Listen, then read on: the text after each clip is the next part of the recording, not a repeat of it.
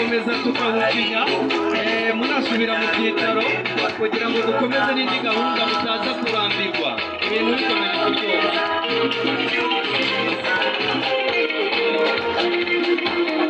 Mugana mu byicaro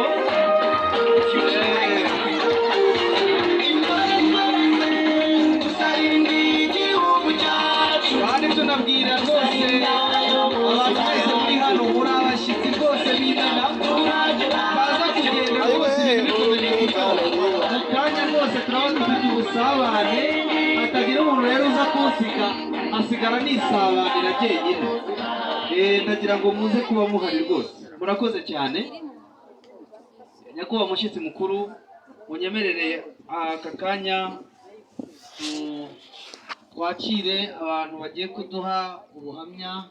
Ntabwo bari gufata igihe kirekire, gito. Ni abantu babiri harimo